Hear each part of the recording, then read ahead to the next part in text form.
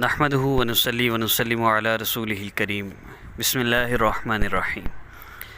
حضرت ابو ہریرہ رضی اللہ تعالیٰ عنہ سے مروی ہے کہ حضور صلی اللہ علیہ وسلم نے فرمایا کہ جنت اور جہنم کا جھگڑا ہوا۔ دوزخ کہنے لگی مجھے اس بات میں برتری حاصل ہے کہ مجھ میں بڑے متکبر اور ظالم لوگ داخل ہوں گے۔ جنت کہنے لگی تو مجھے کیا ہے، مجھ میں تو صرف کمزور اور لوگوں کی نگاہ میں گرے پڑے انسان داخل ہوں گے۔ اور مسلم کی روایت کے مطابق عاجز و بے بس اور سادہ لوح انسان داخل ہوں گے۔ اللہ تبارک و تعالی نے ارشاد فرمایا تو میری رحمت کی جگہ ہے، تیرے ذریعے اپنے بندوں میں سے جس پر چاہوں گا رحم کروں گا۔ اور اللہ پاک نے دوزخ سے فرمایا تو میرے عذاب کی جگہ ہے، تجھ میں اپنے بندوں میں سے جس کو چاہوں گا عذاب دوں گا، اور تم میں سے ہر ایک کو بھرنا ہے۔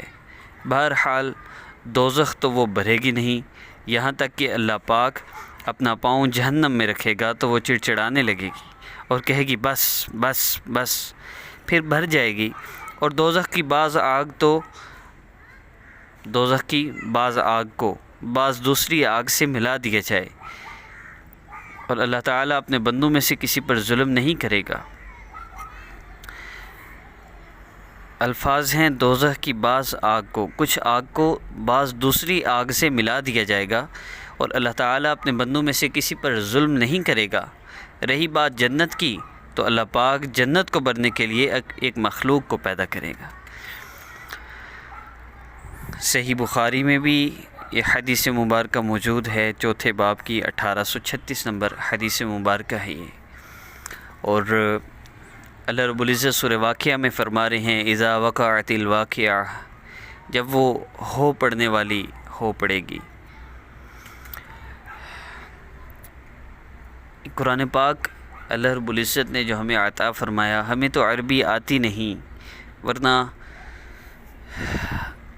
ہم ایک ایک لفظ جب پڑھیں ہمارے دل کی کیفیت ہی الگ ہو۔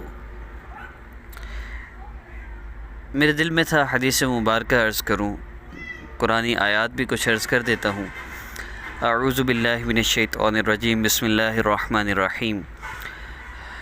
اللہ فرما رہے ہیں اذا وقعت الواقعہ لیس لوقعتها کاذبہ خافضۃ رافعہ اذا رجت الارض رجا وبست الجبال بسا فکانت ہباء منبثا، کہ جب وہ پڑنے والی ہو پڑے گی اور اس کے ہو جانے میں کوئی جھوٹ نہیں ہے، کافروں کو پست کرنے والی، مومنوں کے رتبے بلند کرنے والی، جب زمین کپ کپا کر لرزے گی اور ریزہ ہوں پہاڑ ٹوٹ پھوٹ کر پھر ہو جائیں غبار اڑتا ہوا۔ فَإِذَا نُفِخَ فِي الصُّورِ، پھر جب سور پھونکا جائے گا، نفخۃ واحدہ، اور وَحُمِلَتِ الْأَرْضُ وَالْجِبَالُ فَدُكَّتَا دَكَّةً واحدہ، ایک بار سور پھونکا جائے گا۔ سور میں ایک بار پھونکنا اور اٹھا لی جائے زمین اور پہاڑ پھر کوٹ دیے جائیں ایک بار۔ فَإِذَا النُّجُومُ طُمِسَتْ، پھر جب تارے مٹھائے جائیں گے۔ وَإِذَا السَّمَاءُ فُرِجَتْ، جب آسمان کو چیر دیا جائے گا۔ وَإِذَا الْجِبَالُ نُسِفَتْ، اور پہاڑ ریزہ ریزہ کر دیے جائیں گے۔ فَإِذَا جَاءَتِ الطَّامَّةُ الْكُبْرَى، پھر جب وہ بڑے ہنگامے کا دن جس کو یاد کرے گا آدمی، یوم یتذکر الانسان، یاد کرے گا ما سعی، جو اس نے کمایا ہے۔ وبرزت الجحیم لمن یری، اور دوزخ پر دیکھنے والے کے سامنے ظاہر کر دی جائے گی۔ وہ انسان اس دن یاد کرے گا اس دوزخ کو جس کے بارے میں اس کو بتایا جاتا تھا، آئی تو اس کے سامنے کر دی گئی۔ اذا الشمس کورت، سورج میں نور ہو جائے گا۔ وَإِذَا النُّجُومُ انْكَدَرَتْ، جب تارے جھڑ جائیں گے۔ وَإِذَا الْجِبَالُ سُيِّرَتْ، جب پہاڑ جلائے جائیں گے۔ وَإِذَا الْعِشَارُ عُطِّلَتْ، اور جب بیاتی اونٹنیاں چھٹی پھریں۔ وَإِذَا الْوُحُوشُ حُشِرَتْ، اور جب جنگل کے جانوروں میں رول پڑ جائیں۔ وَإِذَا الْبِحَارُ سُجِّرَتْ، اور جب دریا جھونکے جائیں۔ وَإِذَا النُّفُوسُ زُوِّجَتْ،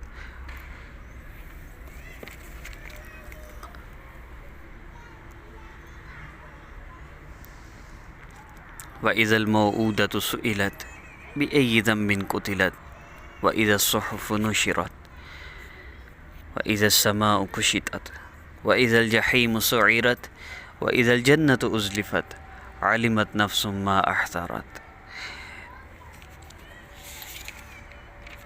جب زندہ درگور کی ہوئی لڑکیوں کو پوچھا جائے گا کس گناہ میں وہ ماری گئی تھی، یہ وہ وقت ہے جب اعمال نامے کھولے جائیں گے، اور جب آسمان کا پوست کھول اتار دیا جائے گا، اور جب دوزخ دہکائی جائے گی، اور جب بہشت پاس لائی جائے گی، جان لے گا ہر ایک جی جو لے کر آیا ہے، ہر انسان جان لے گا۔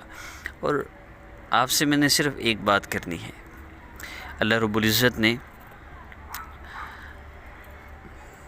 قیامت کا جو یہ ذکر کیا ہے نا، ہم ہزاروں لاکھوں لوگوں میں سے، کروڑوں اربوں لوگوں میں سے، لامحدود تعداد میں موجود لوگوں میں سے، اور جو دنیا سے جا چکے ان سب نے اس وقت سے گزرنا ہے، ہم سب کو موت آنی ہے۔